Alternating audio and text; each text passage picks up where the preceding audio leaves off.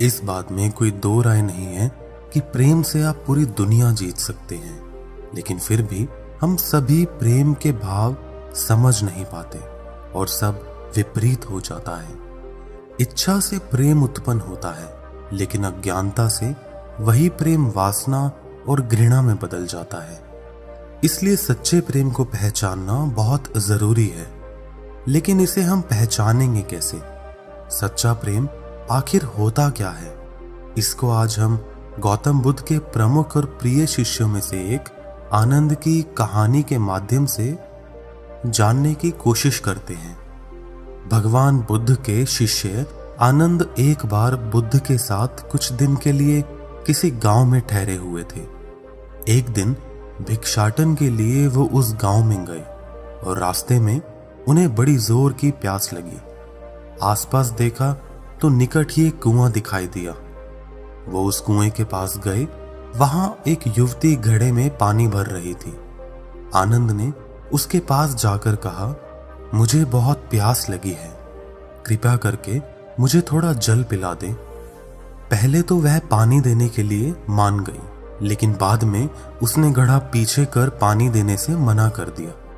वो बोली, मैं आपको पानी नहीं दे सकती, मैं नीची जाति से हूं। मेरे हाथ का पानी पीने से आपका धर्म भ्रष्ट हो जाएगा। आनंद ने कहा, मैंने तुमसे पानी मांगा है, तुम्हारी जाति नहीं पूछी। आप इसकी चिंता ना करें, आप मुझे पानी दें। पानी पिलाना तो पुण्य का काम होता है। हमारे गुरु कहते हैं कि इस धरती पर कोई ऊंच नीच जाति नहीं होती, सब समान होते हैं। यह सुन वो युवती बेहद खुश हुई और उन्हें पानी पिलाया। उसके बाद आनंद वहां से चले गए। वो लड़की भी आनंद के पीछे पीछे उनके निवास स्थान तक यह जानने के लिए गई कि वो कौन है और कहाँ रुके हैं। उसने यह भी पता लगा लिया कि उनका नाम आनंद है और वो भगवान बुद्ध के शिष्य हैं। घर लौटते हुए रास्ते में आनंद के बारे में ही सोचती रही। उसे उनकी सोच बेहद पसंद आई। आनंद दिखने में भी सुंदर थे, कोई भी उन पर आसानी से मोहित हो जाता। वह युवती आनंद की तरफ खिंच रही थी। वह रोज कुएं के पास जाकर उनका इंतजार करती। आनंद जब कभी उस कुएं के पास से जाते तो वही युवती उनको पानी पिलाती।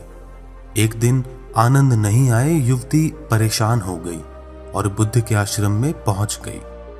जब उसने आश्रम में आनंद को देखा तब उसकी परेशानी दूर हुई। उसने आनंद से कहा, आज आप भिक्षाटन करने के लिए गांव नहीं आए? आनंद ने कहा, मुझे आश्रम में आज कुछ काम था। युवती ने कहा, आप जाति का भेदभाव नहीं करते तो क्या आप मेरे घर खाना खाने के लिए आएंगे? आनंद ने कहा, मैं यह बुद्ध से पूछकर बताऊंगा, उनकी अनुमति मिल गई तो मैं अवश्य आऊंगा। यह सुन वह युवती खुश हो गई और वहां से चली गई। उसे उस दिन पूरी रात नींद नहीं आई। उसे लगता था कि आनंद भी उसे प्रेम करते थे, इसलिए तो उसके घर खाने पर आ रहे हैं। अगले दिन आनंद बुद्ध से अनुमति लेकर उसके घर गए। युवती ने उनके लिए अलग अलग तरह के भोजन बनाए। उन्होंने उसे ग्रहण किया।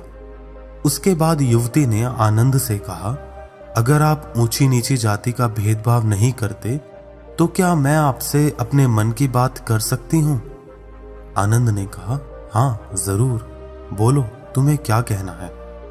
युवती ने कहा, मैं आपसे प्रेम करने लगी हूं, मैं आपसे शादी करना चाहती हूं, क्या आप मुझसे शादी करेंगे? आनंद ने यह सब सुना और कहा कि प्रेम करना कोई गलत बात नहीं, प्रेम तो हर किसी इंसान को करना चाहिए, लेकिन मैं आपसे विवाह नहीं कर सकता। मैं एक सन्यासी हूं, मेरे जीवन का लक्ष्य विवाह करना नहीं है, मैं केवल बुद्ध की सेवा करना चाहता हूं। युवती बोली, मैं आपको बुद्ध की सेवा करने से नहीं रोकूंगी, बल्कि आपके साथ उनकी सेवा करूंगी। आनंद ने कहा, जो तुम सोच रही हो वह नहीं हो सकता, और यह कहकर वह वहां से उठकर चले गए। अब यह प्रेम युवती के लिए पीड़ा का कारण बन गया। वह हर कीमत पर आनंद को पाना चाहती थी। उसने खाना पीना छोड़ दिया। जब यह बात युवती की मां को पता चली तो उससे अपनी बेटी की यह हालत देखी ना गई। उसने अपनी बेटी से कहा, तुम अपनी मां पर भरोसा रखो, आनंद तुम्हारा ही होगा। तुम उसे फिर से खाने पर बुलाओ, मैं उसके खाने में बेहोशी की दवा मिला दूंगी। उसके बाद तुम उससे गंधर्व विवाह कर लेना। युवती ने कहा, क्या यह सही है? उसकी मां ने कहा, प्रेम में सही और गलत नहीं होता। अगले दिन वो फिर से आनंद से मिलने गई और कहा कि आप मुझसे नाराज हैं। आनंद ने कहा, नहीं, मैं किसी से नाराज नहीं होता और आपने ऐसा कुछ नहीं किया कि मैं नाराज रहूं। युवती ने कहा, ठीक है, फिर क्या दोबारा आप मेरे घर भोजन के लिए आएंगे? आनंद ने कहा, मैं बुद्ध से अनुमति लेकर अवश्य आऊंगा। अगले दिन आनंद उस युवती के यहां भोजन पर गए। इस बार भोजन में उन्होंने बेहोशी की दवा मिलाई हुई थी। आनंद उसे खाते ही बेहोश हो गए। युवती की मां ने कहा, जाओ, अब तुम गंधर्व विवाह कर लो।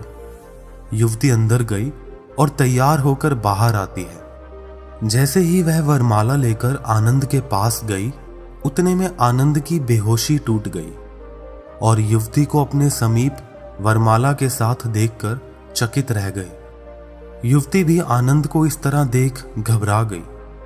आनंद ने युवती को खुद से दूर किया और बिना कुछ कहे वहां से उठकर चले गए। युवती कुछ नहीं कह पाई। उसने अपनी मां से कहा कि आपके कारण आनंद मुझसे दूर हो गए। मुझे ऐसा नहीं करना चाहिए था। मैंने बहुत बड़ा पाप किया। अब तक वह मेरे हाथ से पानी तो पीते थे, लेकिन अब तो वह मेरा चेहरा तक नहीं देखेंगे। वो पूरी रात इसी पीड़ा में रही।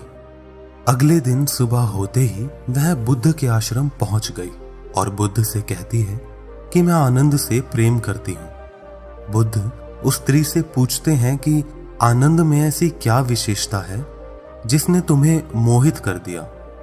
वह युवती कहती है कि मुझे आनंद का चेहरा, उनकी आंखें, नाक, कान, चाल, सब कुछ बहुत अच्छा लगता है। मैं उनके हर रूप से प्रेम करती हूं। बुद्ध कहते हैं, आनंद में रूप और गुण तो बहुत हैं जो किसी को भी आकर्षित कर सकते हैं, परंतु क्या तुमने उसका प्रेम से भरा हृदय भी देखा? क्या तुम्हें पता है आनंद सबसे अधिक किसे प्रेम करते हैं? वो युवती बोली, मुझे तो नहीं करते, इतना मुझे पता है। बुद्ध बोले, बस यहीं पर तुम चूक गई। आनंद तुमसे भी प्रेम करता है, लेकिन उसके प्रेम की व्याख्या वो नहीं जो तुम समझती हो। आनंद स्वतंत्र है, उनका प्रेम बहुत गहरा है और वो समस्त मानव जाति से प्रेम करता है। उसका प्रेम उसे जलाता या दुखाता नहीं है, जिस तरह तुम्हारा प्रेम तुम्हें जला रहा है। तुमने अभी प्रेम की वास्तविकता को समझा ही नहीं। जो प्रेम करुणा लाए, आसपास शांति लाए, वह प्रेम होता है। इसके विपरीत जो प्रेम रोग, लालच, क्रूरता को लेकर आए, स्वतंत्रता का हनन करे, मन में पीड़ा और अशांति लेकर आए, गलत काम कराए, इसे प्रेम नहीं, वासना कहते हैं। तुम खुद को देखो।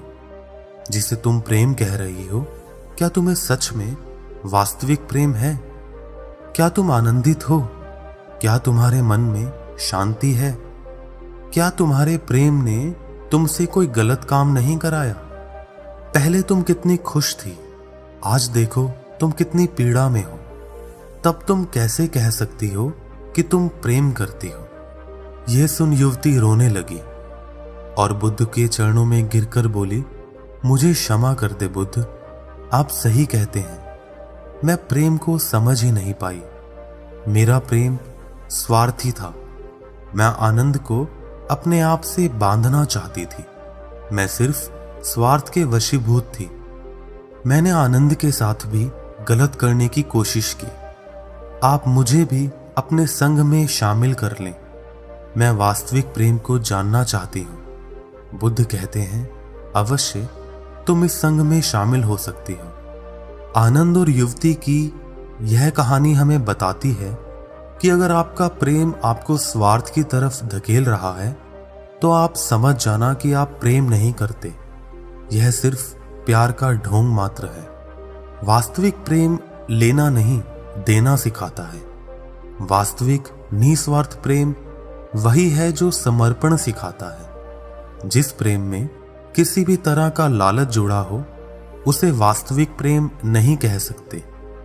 वास्तविक जागृत से पूर्ण प्रेम में लालच, स्वार्थ, वासना के लिए कोई जगह नहीं होती। दोस्तों, उम्मीद करता हूं कि इस वीडियो को सुनने के बाद सच्चे प्यार की सही परिभाषा क्या होती है वो तो आप लोग जान ही गए होंगे। आपको हमारी ये वीडियो पसंद आई तो हमारे चैनल को जरूर सब्सक्राइब करें ऐसी और वीडियो देखने और सुनने के लिए।